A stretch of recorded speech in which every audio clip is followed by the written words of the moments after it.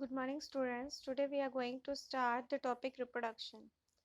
Reproduction means the production of new individuals from the pre-existing organism, and it gives rise to the birth of the new young ones.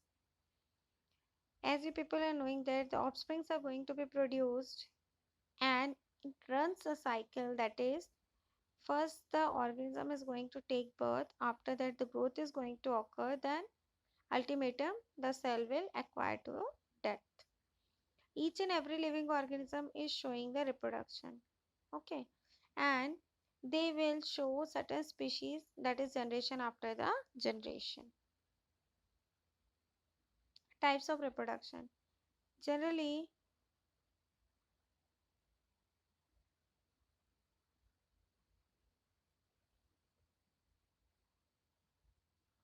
generally two types of reproduction is there: sexual reproduction and asexual reproduction. For sexual reproduction, two individuals are involved, while asexual reproduction only single parent is involved. Types of reproduction. As I said, for sexual reproduction, sex organs should be well developed, while in asexual reproduction, no such requirement is needed. Now we are going to learn in detail about the asexual reproduction. As you can see in asexual reproduction, different methods are there. The first one is your binary fission, second one is your budding, third one spore formation, fourth one fragmentation, fifth one regeneration, and the last one is your vegetative propagation by the help of your stem, underground stem, leaves and root. Same thing is again given here. Now we will see the fission. What is fission? Fission means that the nucleus as well as your cytoplasm is going to divide. And this type of division is going to occur only in Protistia and Monera, that is unicellular organism. Again, this fission is divided into two parts, binary fission and multiple fission. In binary fission, one cell is going to be divided into two equal parts, while in multiple fission, it is split into multiple numbers. We can see the figure of binary fission. In binary fission, see here in the diagram how a bacterial cell, that is a prokaryotic cell, is shown in the figure, plasma membrane, cell wall and so on. So this one, first the nucleus is start dividing. That phenomena is known as your karyoplasm. Karyo means your nucleus, plasm means your fluid. So first nucleus is going to divide, then later what will happen, cytokinesis, that is the cell fluid will divide, and so on, that division is going to take place. Here some examples are given for the binary fission. Leishmania, you people had heard about the Kala Azara, one disease used to occur. In that disease, this Leishmania, a protozoa, that is going to divide it by the help of your binary fission only. Multiple fission. This may occur in amoeba as well as in plasmodium. Here what happens, one single cell will divide into multiple numbers. That is, the nucleus will divide into multiple numbers. Then after that it will burst and it will form that multiple fission. Then fragmentation. Fragmentation, as you people are knowing, that one complete body is going to be split into multiple numbers. And it is also a type of your asexual reproduction. And each multiple types, that is each multiple segments, are capable to develop complete organism.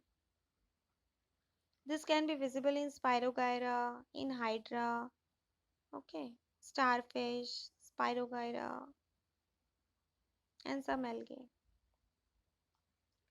This is artificial vegetative propagation. In artificial vegetative propagation, children, what happens, that particular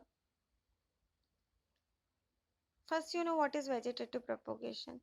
Vegetative propagation means any part of the plant, because you people are knowing that all the plants are not capable to produce the seed for the next generation. So any part of the plant, such as your root, stem, leaf, is capable to develop the complete new plant under certain appropriate condition. So that will be a vegetative propagation. Here we will see in this case, this all are examples of a vegetative propagation. That is, you have seen the potato. That potato, what it is going to do?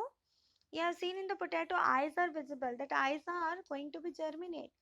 And each each eyes is capable to form one complete potato plant. Okay, children. So that is your vegetative propagation. Natural one. Then artificial one. In artificial one, we are using this all methods. First one is your cutting, second one layering, third one grafting, fourth one your tissue culture. This we will learn in detail. I will teach you about the vegetative propagation in detail. Just you see in a brief manner here.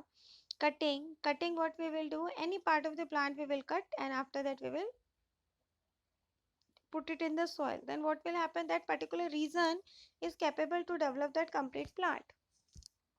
Layering, what will happen in the layering, particular stem of that plant is going to bend in the soil and it will touch to the soil. After touching to the soil, what will happen, slowly it will covered by the soil and it will develop certain roots. As it is developing the roots, then it is again capable to form the plant. Grafting, grafting is of various types. Tongue grafting, okay, then saddle grafting, that I will teach you later in detail.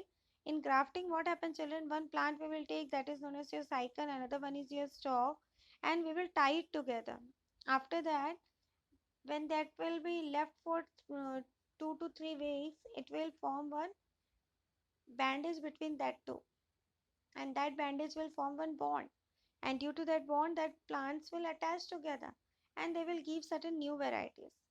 Then tissue culture, this is totally an artificial mode and it will be carried out inside one closed room.